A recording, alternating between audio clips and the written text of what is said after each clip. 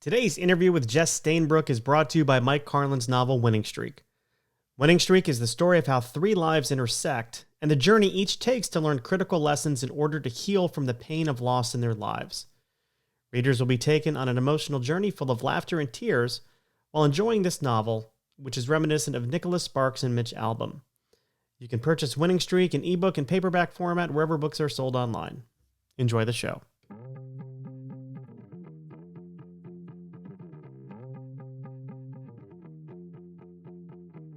Hello and welcome to Uncorking a Story. I'm your host, Mike Carlin, and today I'm excited to share with you my recent conversation with Jess Stainbrook, the Executive Director of the Invisible Disabilities Association. I know you're going to love that conversation, but before we get to it, there's a few thoughts that I wanted to share. You might recall that I have a twin brother named Jim, or Brother Jimmy, as he's known in certain circles. And no, that's not a religious thing. I can tell you right now, he is not a brother in that sense of the word.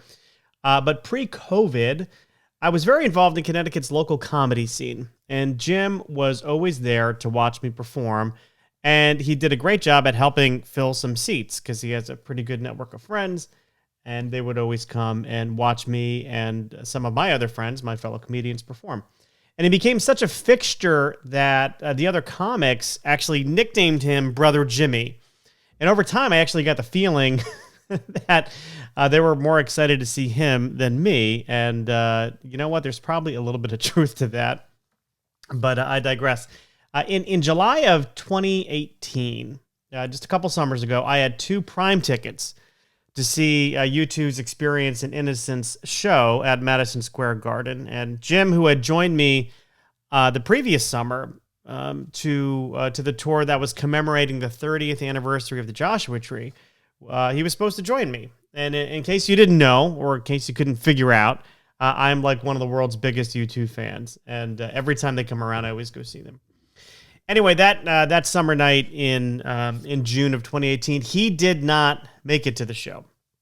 Instead, earlier that day, I checked him into a local hospital in Connecticut where he was on the brink of a breakdown. The guy wasn't sleeping. He was physically run down. He looked terrible. I mean, worse than usual. And his emotions were just all over the place. They were running wild. And he needed help, and he sought that help at a place called Silver Hill. And I waited with him throughout the intake process. I drove with him there, and he had to have a physical exam. He had to do some kind of an interview. He had to sign a bunch of papers, etc. I mean, there was a lot of stuff that he had to do. Maybe I was there for 90 minutes. I'm not sure how long it was, but I tried to distract myself over that time period with work, and I was really just dreading the moment that I'd have to say goodbye to him because I didn't know how long he was going to be in there for. I don't think he did either. I need to rewind a bit. He was out of touch with our family for a very long period of time. And that summer, I'd actually seen him more than I had in, 10, 15 years. And I won't go into the reasons why he was sort of separated from us. That's really his story to tell. And he'll actually do a good job telling that in a book. He's got a book coming out hopefully this winter. How's that for a teaser? But the point is, the thought of losing him again, even just for a week, was tough. And finally, it was time to say goodbye. And they were going to bus him over to his living quarters from where the check-in is. It was a little ways away. And I couldn't come back to see him for 48 hours. He wasn't allowed to have any visitors for a little bit of time. And but once I could go visit, I actually did go. I went and visited him every day. And if you've never been to a mental hospital, I hope you haven't. And I don't really mean that term pejoratively. I just have no better way of describing what it was. You really have no idea what it's like. But I can tell you this. There's not a lot of smiling, or at least there's not a lot of smiling for happiness. I've been in my fair share of hospitals, visiting friends, visiting family as they recover from surgery or as they recover from, various illnesses. And many of them actually do manage to smile when they see you. You know, they're happy to see you. I'd like to think that I bring a little bit of light into someone's day in the hospital, but not the residents of this place. You know, Jim and his fellow patients, they were there for a number of reasons. You know, stress and anxiety for Jim, but you know, people were also there for things like sex addiction, alcohol addiction, opioid addiction. I'm having a hard time speaking today. Bipolar disorder was big. Happiness had left these people. And it may not be coming back anytime soon. But like I said, I visited him every day, every chance I could. And as much as I wanted to let him know that he wasn't alone and that we were all pulling for him, I also went for me. Selfishly, it made me feel better to see him, even though he was in a place that was, you know, kind of wrought with sadness. It made me feel better to see him. And maybe it was my own way of dealing with guilt for not forcing myself back into his life when he was being pulled away from his family. But there's another hypothesis I have too, which is, you know, I may have been driven to visit him so much as a deterrent. You know, he and I share some very similar personality characteristics, and I was aware that what drove him to that point could also get me. So in one way, he kind of took one for the team. Anyway, after my visits, I'd you know, wonder, you know, how did it get that bad? You know, how could none of us see it? You know, if you asked me, you know, years ago, who in our family would wind up in a mental hospital, you know, I'd say it would be me. Because, you know, not because I'm depressed or anything, but because, you know, people used to say I was crazy, and I have a kind of a wacky sense of humor, and I make observations that, you know, many people wouldn't think to make. My father calls that, you know, Michael being Michael. But I wondered, you know, how did it get this bad? I never thought in a million years, that it would be Jim.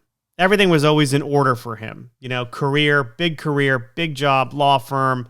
He was always so serious, always had it together, but he didn't. And it got so bad, and none of us saw it, because what Jim has and what countless people have are invisible disabilities. And that brings me to today's guest. There's no doubt that the combination of COVID and what's going on in cities throughout the country has created more than the usual amount of stress in most of us. And when you add to that politics, and no matter what side of the aisle you're on, you have a recipe for overwhelming stress.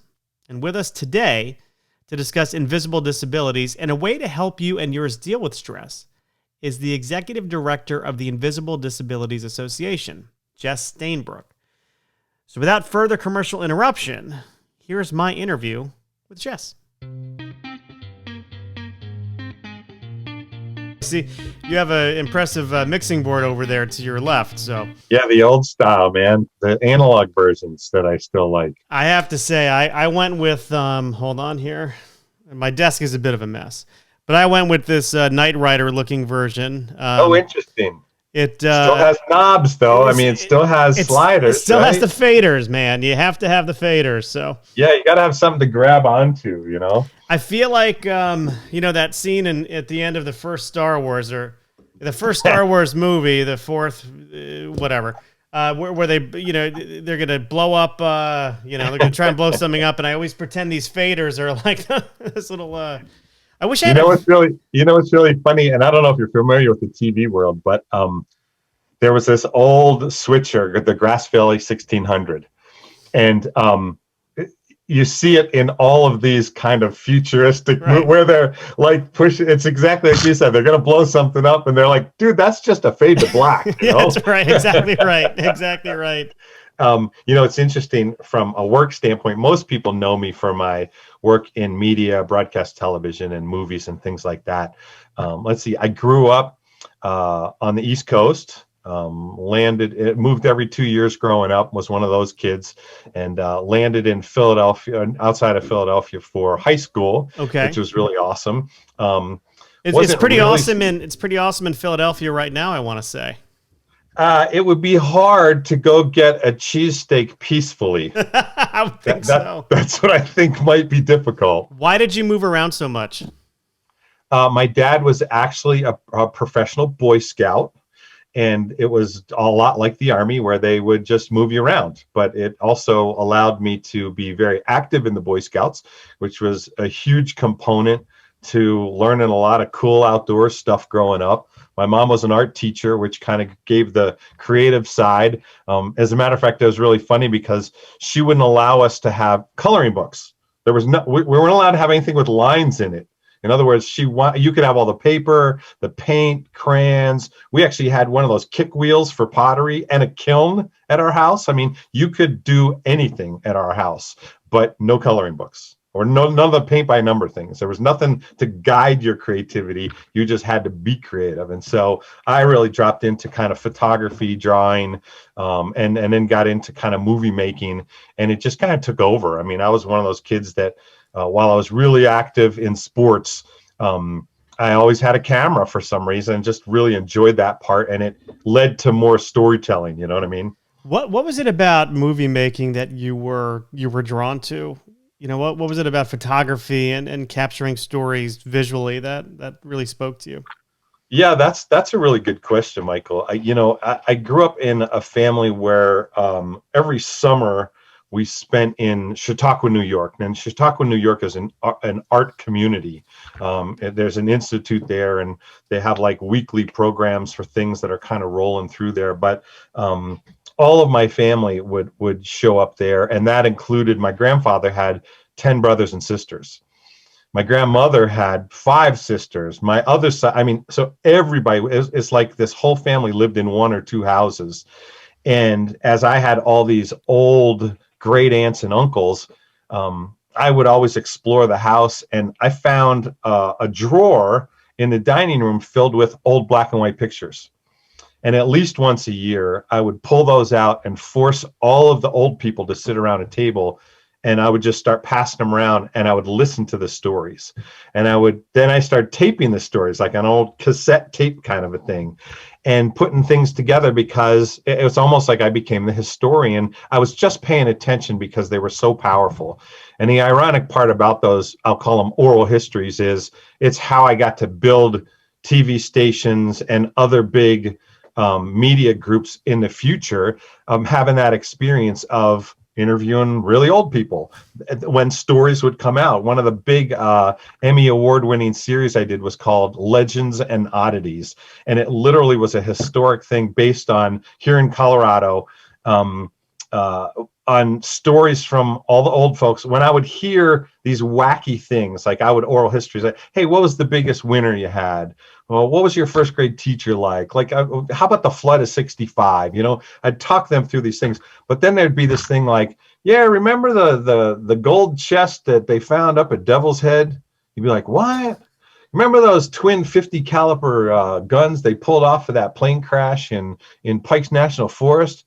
And I'd be like, where's that coming from? Well, if I heard it from 2 or more people, I would go research this stuff. And it turned into a series that was really powerful. I mean, the show, The Search for the B-17, was a B-17 crashed in the Pike National Forest in 1944. And somebody had gone in there and stolen the twin 50 caliber guns off of it. So somebody knew where it was.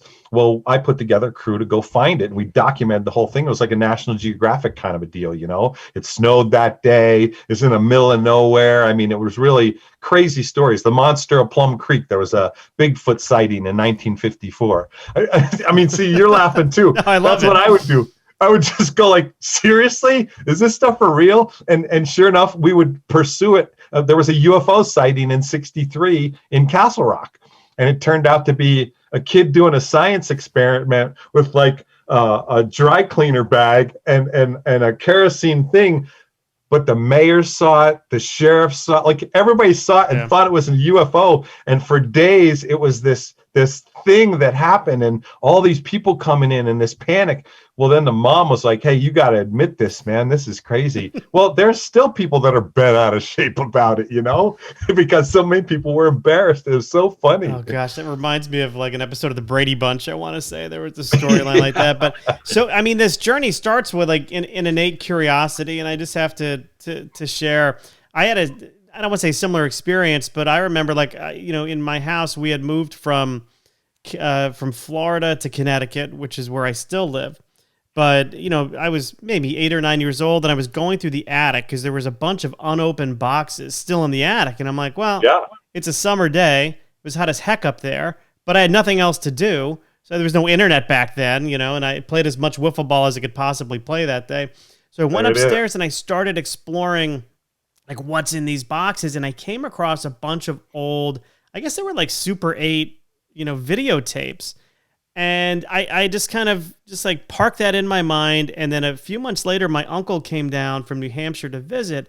And he's like, Don, my father's name is Don. He says, Don, do you know where those tapes are? And he's like, I have no idea where they are. They got lost in the move. And I'm like, I know where the tapes are. I found them. So I brought them down, and now we have this whole like history of all these old movies that we actually wound up converting to VHS. And I guess I'll have to convert to some digital form now, but so it starts with that innate curiosity. When did you think to yourself, I can make a living doing this, or I want to make a living doing this? Oh, that's an interesting component to this. As I was saying, I've always been that creative kid. I mean, creativity drove me, but I really didn't think I was going to be able to get it into college. And if it weren't for soccer, I wouldn't have. I mean, I went to play on a soccer scholarship, which was awesome, and played for 2 years. And then pulled back to play on some other teams. I played on a Greek team for a while and some other things like that. But then I went back to Temple University in Philly, and it was really that thing of moving into it full time to say, okay, this is what I want to do. Communications major, right? Well, at least at Temple, you couldn't get near any of this stuff. I mean, it was really bizarre, like until you were an upperclassman or you had more experience. And so it was like this, if then kind of a thing. And it really never seemed to work out. And I wasn't getting enough hands-on like I had in high school and growing up on cameras and things like that. And so I actually signed up for the Navy. I was signed up for aviation officer candidate school and went through all the tests and was ready to go to Pensacola. And the first semester of my senior year, I got an internship. And the internship was with the phone company.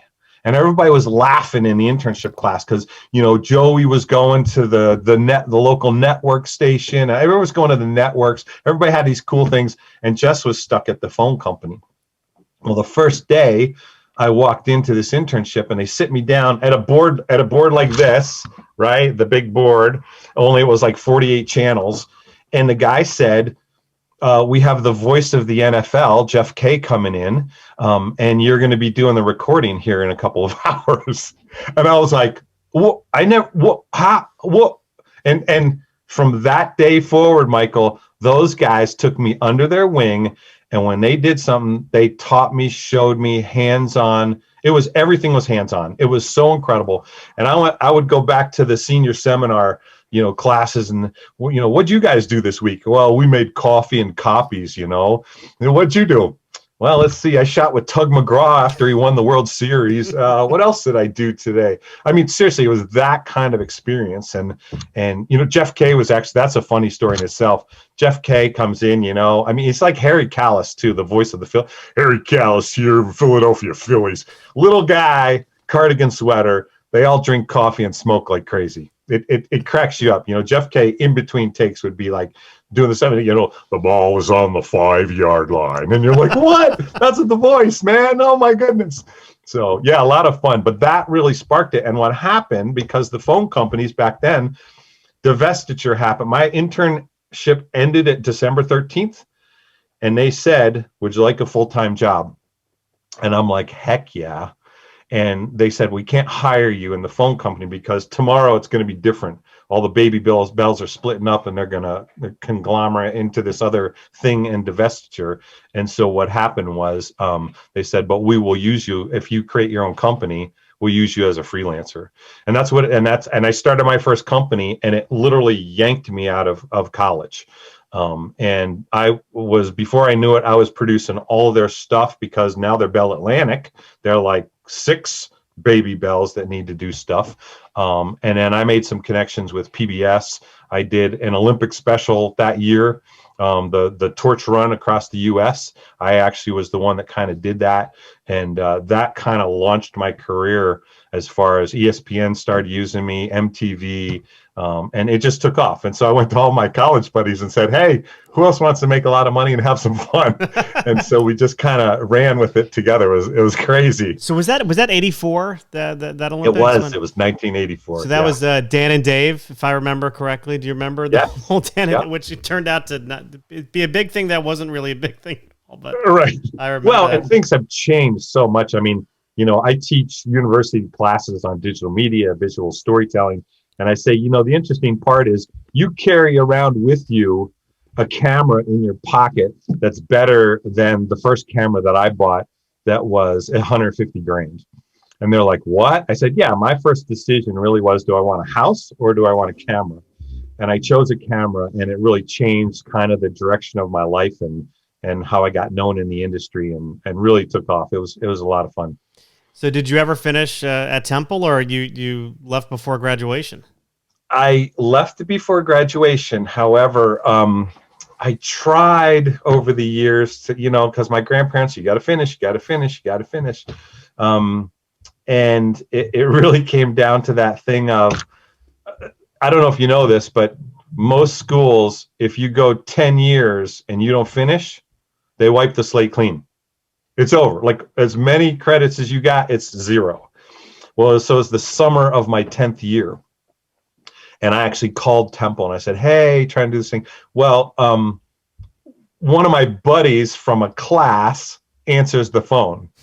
And he's like, Jess, this is Bobby Goldberg, man. I was in your script writing class. I'm like, oh, hey, Bobby, what are you doing? And he's like, well, what are you doing? And I said, well, I work for this company called Pacific East. And he's like, oh my gosh, the guys with the great internship? Because I want to give back. Like, that was a big thing. Like, hands-on. I'm all about hands-on, right? So I started internship, and we were taking Temple University students. Well, he goes, oh my gosh, the guys with the great internship? I said, yeah. He goes, well, what do you do there? I heard they're amazing. And I said, well, I own it. He goes, come on.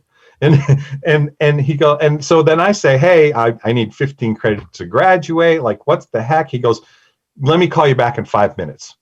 So sure enough, he calls back and he says, hey, I talked him into here at the radio, television, film department. You get life experience.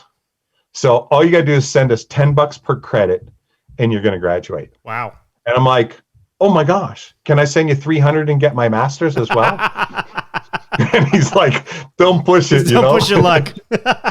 And I did, dude. That's I great. sent a check for $150, and I got the thing in the mail, and I was graduated. It was awesome. Great. And my mom made a joke that, hey, you graduated in 4 terms. Let's see, Carter, Reagan, Bush. I mean, it was this long, drawn out 13-year adventure, Yeah. So I have 3 kids. They're triplets, and they just started college this fall. And oh my goodness. It's interesting. I didn't study, communications at all, but as I was going through the process of looking for schools with them, I always wound up like investigating their communications programs, because, at the end of the day, it's kind of what I wound up doing, even though I have absolutely no training in it whatsoever. I was trained in psychology, and then I wound up in digital advertising, and I wound up running focus groups. But as part of my focus group business, I would do, I would produce videos, and I would, kind of write stories and bring them to life a bit. And now, of course, I do this, and I write books and all that. But I always wound up like visiting their communications programs, and I think my son would because he's like, I don't know what I want to do, and I'm like, I think maybe you want, because he loves being on stage, he's a natural storyteller.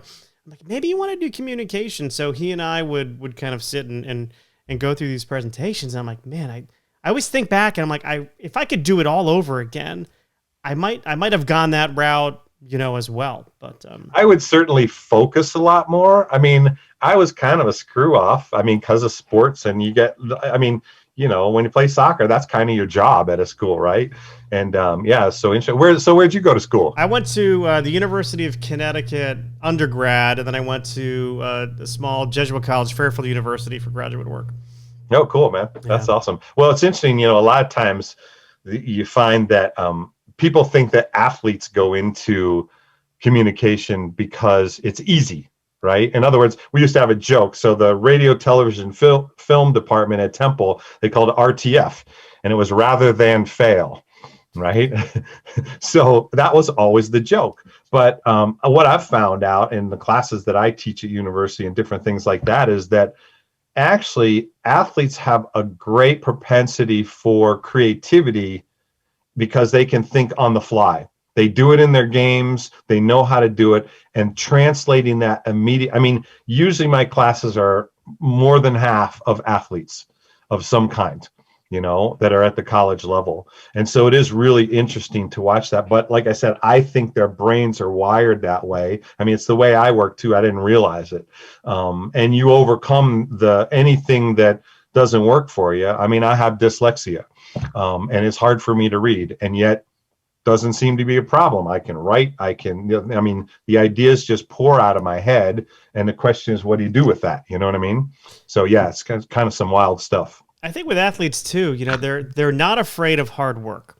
They're not afraid of putting in the work either. To get to the point where you're playing, at the collegiate level or at the professional level.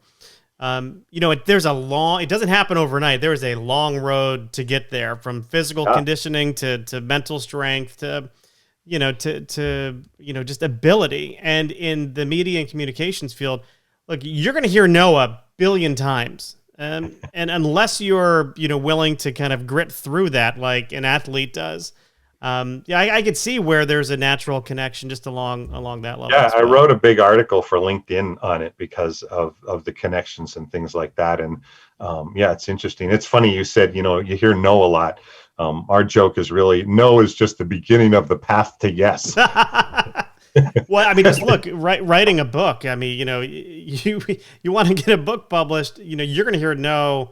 I can't even count. I could wallpaper this office, which is 500 square feet. I can wallpaper this office with rejection letters from agents. It's just. I was at one of the Booksellers Association thing. I'm an author with HarperCollins, and but I've done children's books and children's DVDs and things like that. And it was really funny because they had this signing event, and you'll appreciate this as an author. And what happened was, I'm sitting next to these two powerhouse guys that I'm like, oh my gosh, your book is amazing. And oh my gosh, I love your book. And they're like, yeah, but why is our line like 2 or 3 people and yours is around the block? And I'm like, dude, my whole book takes up less than your copyright page. Okay. So it was really funny. Right. Well, I peeked at your IMDb a little bit. Oh dear. And I noticed, there's a lot of faith-based programming on there and credits on there. Tell me a little bit about that and kind of the role that where faith plays in your life, and why that's so important to you. Sure. I didn't really grow up in a Christian home, Michael, and so didn't really have any of that basis per se in my life. And as you heard, I started a company. It took off. I was doing really well. As a matter of fact, I joke around that I made more in the first 15 days of my career than my parents both made together that entire year. It was bizarre. But in the midst of that, about 6 years into my company, we were my company was invited to shoot the first ever inside communist Russia international athletic event. Besides the Olympics, which we didn't go to in 1980, and a lot of my soccer buddies were let down for that. Yeah, we're still angry. But so this was an ultra marathon. And so athlete teams from all over the world were going to come in and run 1,000 miles across Siberia in 15 days. And the long story is actually pretty hilarious, but the short story is that in the midst of that, my company was chosen to cover this for the world, if you will. And they only let 2 of us come with cameras into communist Russia. They gave us a big list of things of what we weren't allowed to do, which was pretty much everything. And as a documentary filmmaker, I mean, I have 8 Emmys in documentary work. This is what I do, and I don't not shoot things. You know what I mean? I shoot everything, and I interview everybody. Well, it was very difficult. But what we found is that there were 4 members of the Russian team that just didn't seem like athletes, or at least that type of athletes. Ultramarathoners usually have a very specific thin look, and it's the way they are. Well, it turns out these guys were KGB, Yeah. assigned to the race to watch us because they thought we were CIA. And about halfway in the race, I was taken by them to visit for a while because they needed to see whether I was a spy or not. And in the midst of those kinds of traumatic incidences, if you will, I think sometimes you make decisions of what do I do, you know, and it's that foxhole moment of if there's a God and he actually exists and you reach out, might he choose to save you? You know what I mean? And I actually did, and he did, and it so hugely impacted my life that it changed everything of the way that I believed and thought and saw things. And yeah, it was interesting that, you know, coming back to that situation of announcing that at my company, and half the people thought I was nuts and left, and the other half stuck with me, and they too became people of faith over time, of understanding how this person went through such a huge change. I mean, there was a literally almost that Paul on the road to Damascus experience. And there's some other things that go backwards in that are really interesting as well. But yeah, the short version is that literally changed the focus, the way I looked at things. And I started purposefully trying to be a positive role model in this industry and to change the way I did things. So instead of getting on a set as a director and screaming and yelling at people, I was building people up. I was supporting people. I was really helping people through things. And that became something that I got known for. And the sporting things that you see all, you know, I've been to the Super Bowl the last 14 years, I guess. And while everybody else is talking about football, I talk to the players about what's most important in life. I mean, what's of value to you? And more often than not, they talk about, you know, faith, family, friends, and football. Football's last, man. And we get into these deep conversations, and it's really led me to this place that's been incredible, and the opportunity to be around them, but to have deep, meaningful conversations that then when I put it out there, it literally changes people's lives by hearing. I mean, you know, you put somebody like Ben Roethlisberger, or, you know, I'll talk to Steelers, Michael Tomlin, any of those guys, and they start talking about their faith, you look at that person differently, and it actually makes you sometimes go figure out, well, if they think this way, I mean, Peyton Manning's the same way, right? I mean, there's a ton of guys that are the same way. And it's really interesting that they're incredible athletes, but that's just what they do for a living. It's not who they are, you know? And so it's been an honor and a joy to have those kind of conversations with those guys and to be around them. I mean, Tony Dungy's a great example of, you know, on when they won the Super Bowl, everybody was going crazy, and, you know, he kind of lifts up his hands. He's like, all right, everybody just settle down, lock the doors, all the cameras go off. We start every game this way. We finish every game this way. And everybody got down on their knees and they prayed.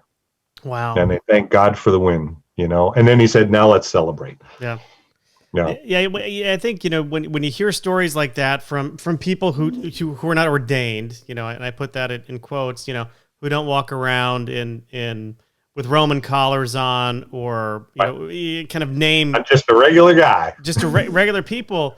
You know, it means, I think it has a more powerful message. I mean, you expect to hear, you know, preaching or witnessing in a church or a synagogue or a mosque, you know, but when you hear it outside of those 4 walls, you know, I think it means more. You know, the Pew Center, which is something I pay attention to, you know, has been talking for years about the rise of the nuns. which means, people who don't identify with any one, particular faith, or they're spiritual but not religious. But to hear stories from Tony Dungy or whoever, about how important faith is in their life, could be the best advertisement for, religion and spirituality there is, because it's not necessarily happening. The churches are preaching to the choirs. We're already there. The message has to get out further. And it's interesting. Tony actually, I used a quote with him, but Barna did a study, and it said 2/3 of Americans believe that when an athlete talks about his faith, he has more influence than when a pastor talks about his faith. And that's a big thing. I mean, I take that on as, media and sports are the two biggest influencers of our society today. And sports has actually taken a hit with COVID, right? I mean, what do we do with that? And with their stance on different things. And it's not that the stances aren't important. It's the way that you're going about it, And so, it's really interesting to see these play out. But I've been having been in the media industry, it's interesting. When I first started to kind of explore my faith, I went to church, I hung out with some pastors, and there was this thing that, well, the best thing you can do now that you're a Christian or you have spirituality is become a pastor. Well, that's not going to happen.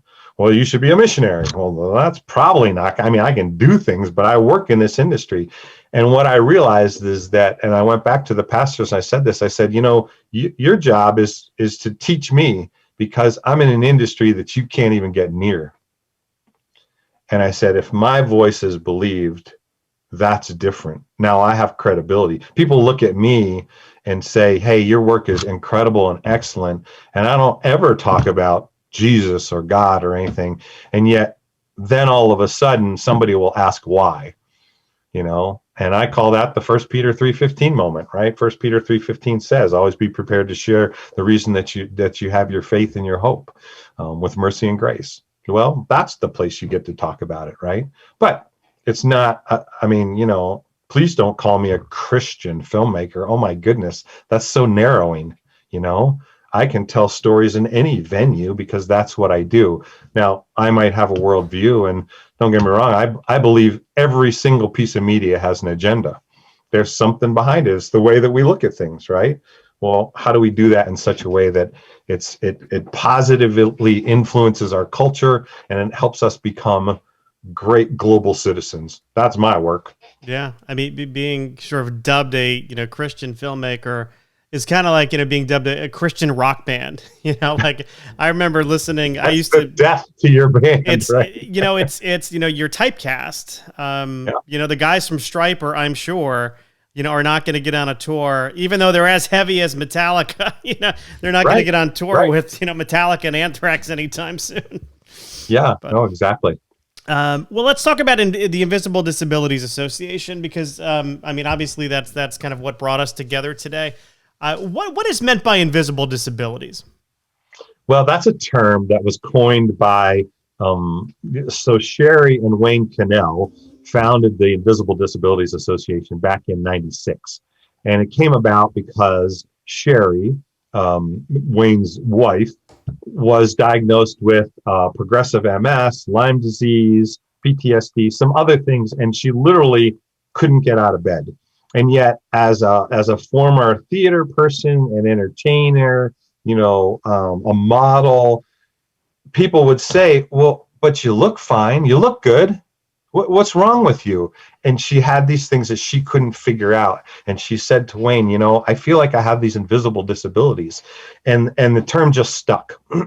Some people call them hidden disabilities or, whatever, but invisible disabilities is what we call them. And it really is that thing of, there's a lot of people that have disabilities that are invisible, and manifest themselves in ways that they still need help, or a lot of times they're not believed because, again, they look good,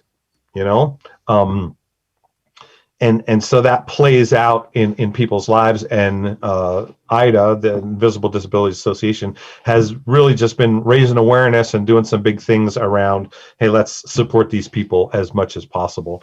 And I joined them. I've known Wayne for about 15 years, and we've hung out together on some things, and we helped them with some media around their gala.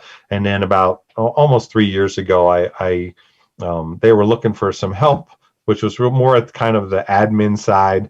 And I was kind of free and said, well, what are you looking for? And before you knew it, we were in a conversation, and he said, oh my gosh, well, we can't afford you. And I said, well, that's not the question, is it? The question is, I'm available. Can I help you? What do you want to be when you grow up, right? Yeah.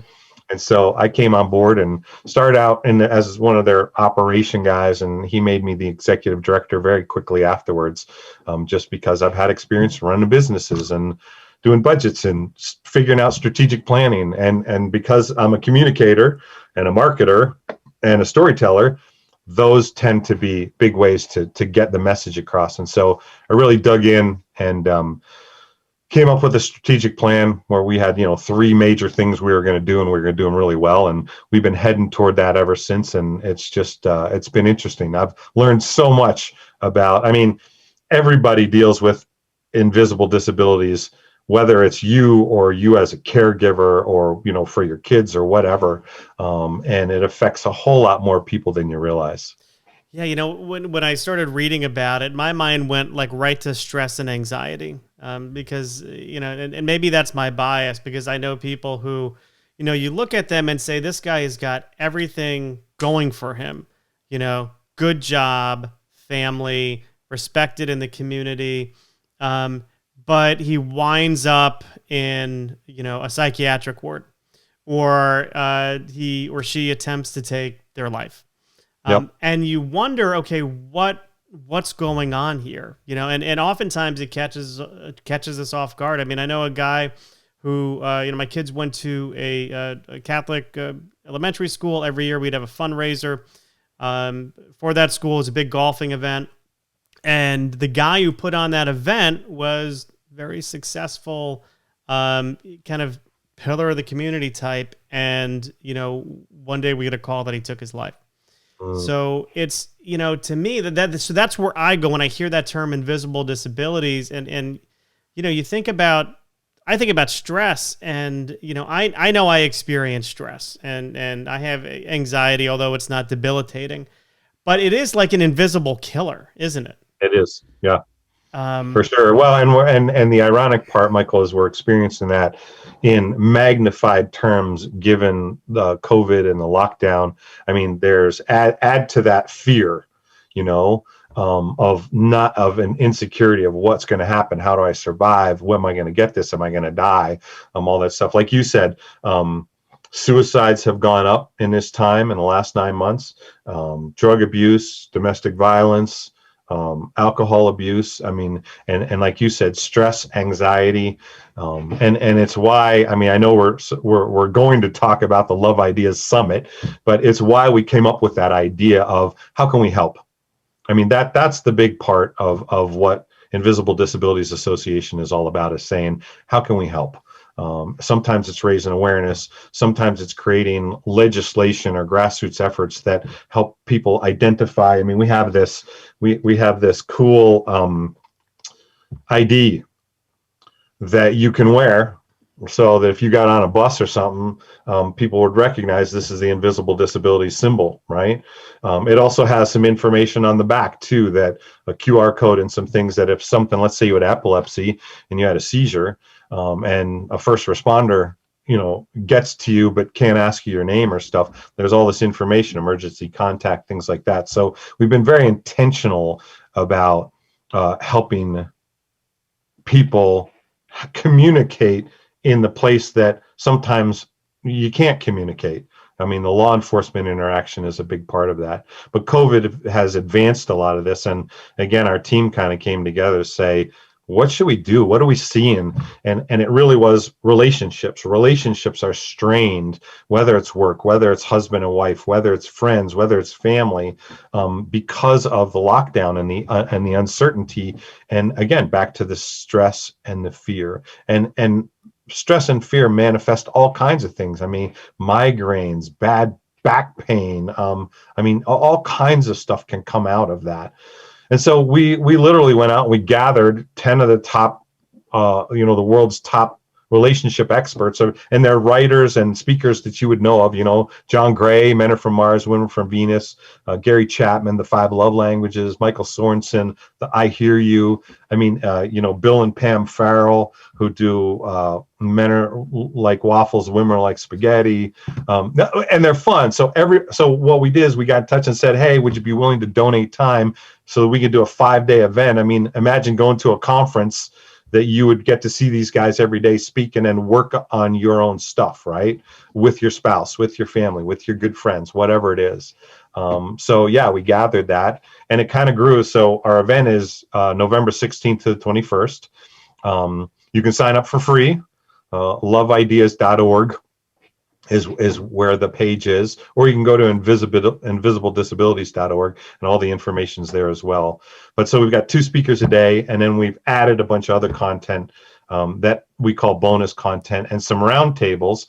How does it affect you? Interestingly enough, our family situations have been drawn closer, which is good, but maybe difficult, right? And our business relationships have been pushed apart where we meet like this.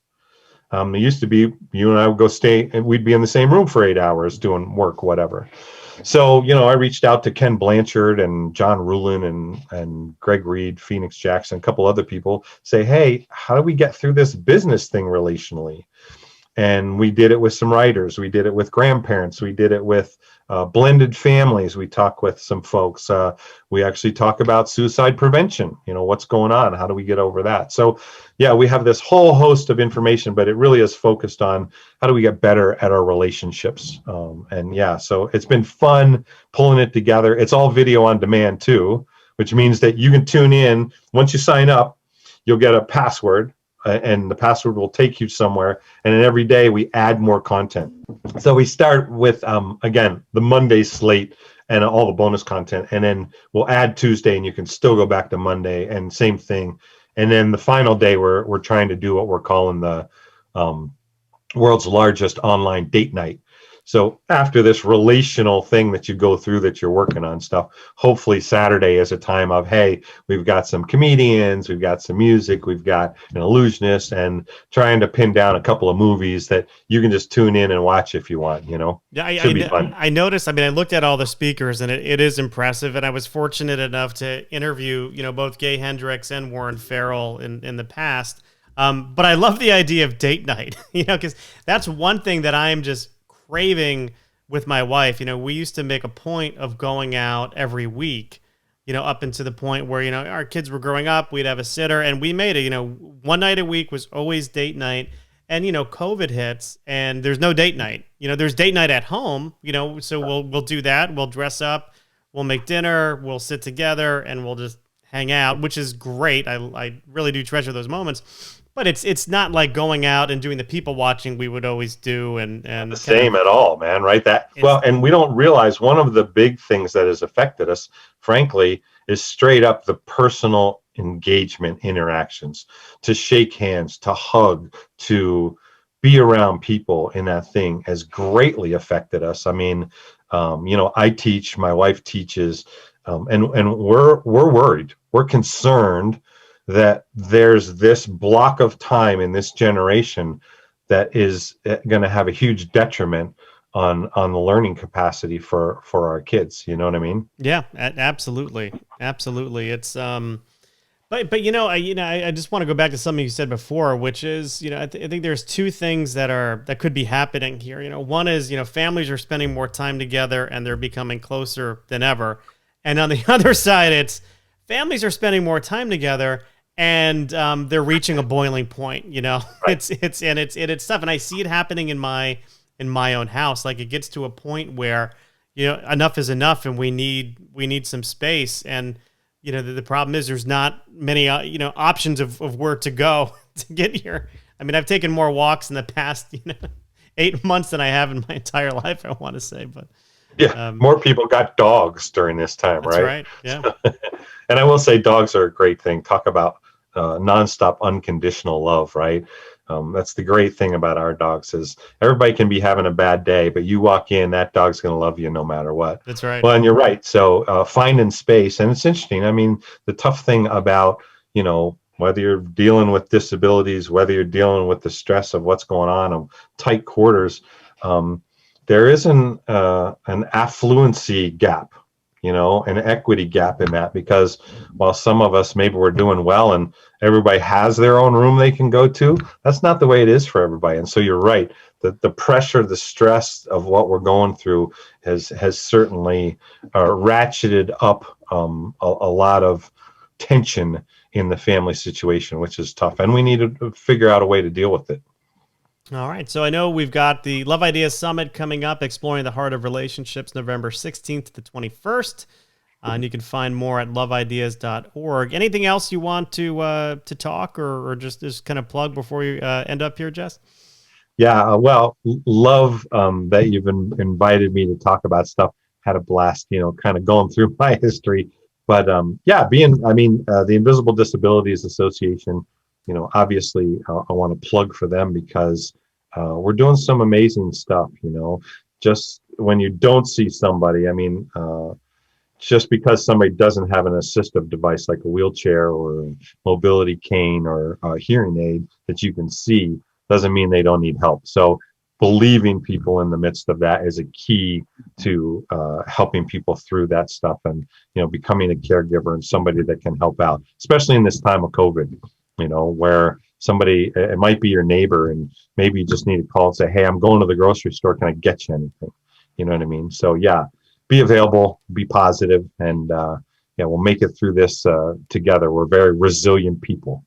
I will say you brought together a who's who of speakers for the Love Ideas Summit. You're not charging anybody anything to attend this, although I'm sure you would appreciate some donations in return for this content. Am I wrong in believing that, Jess? Of course not. I mean, there is a place that you can give. There's also sponsorships at the corporate level. Obviously, we expect a ton of people to be coming through to this because it is free. And you're right, the slate of people is really incredible. So yes, if you have the ability to donate, that would be wonderful. We'll certainly take it and we'll put it toward the work that we're doing with Invisible Disabilities. And if you want to sponsor, just get in touch with us, and we'd be glad to put your name all over this thing. All right, very good. Well, Jess, thank you so much for joining me today. I appreciate it. It's awesome hanging out with you, Michael. Thanks so much.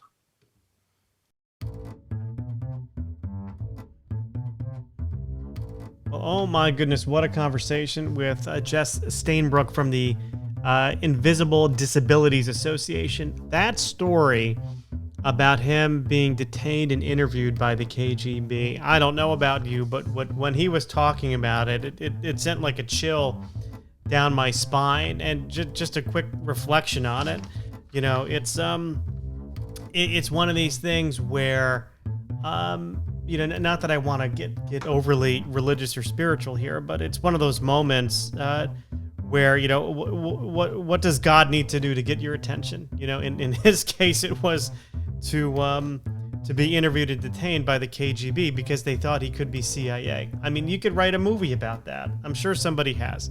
Maybe they did. I don't know.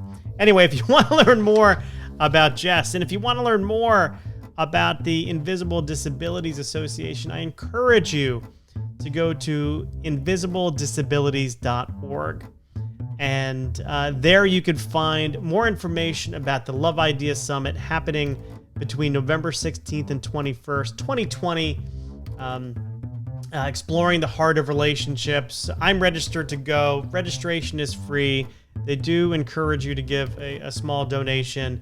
And just looking at the speaker list, it really is a who's who of relationships. So, please consider registering, consider making a donation. They would really appreciate it. So, that's invisibledisabilities.org. And of course, hey, I got to plug myself. Of course, if you want to learn more about me and my books, please visit MikeCarlin.com. That's Carlon. The O always throws people off. Everyone wants to put an I in there, like George Carlin. I wish I were George Carlin sometimes, although maybe not because he's dead. MikeCarlin.com. You can learn more about my books. You can go to uncorkingastory.com to obviously not only listen to this podcast episode, which you're already listening to if you're hearing my voice now, but you can go and listen to all of the past guests that I've interviewed, including Dr. Warren Farrell, who was on this program a while back. He's going to be speaking at the Love Ideas Summit, as well as Gay Hendricks, who is another speaker at the Love Ideas Summit. So I hope you do that. And, for all the hardworking people here at Uncorking a Story, this is Mike Carlin saying thank you for listening. And until next time.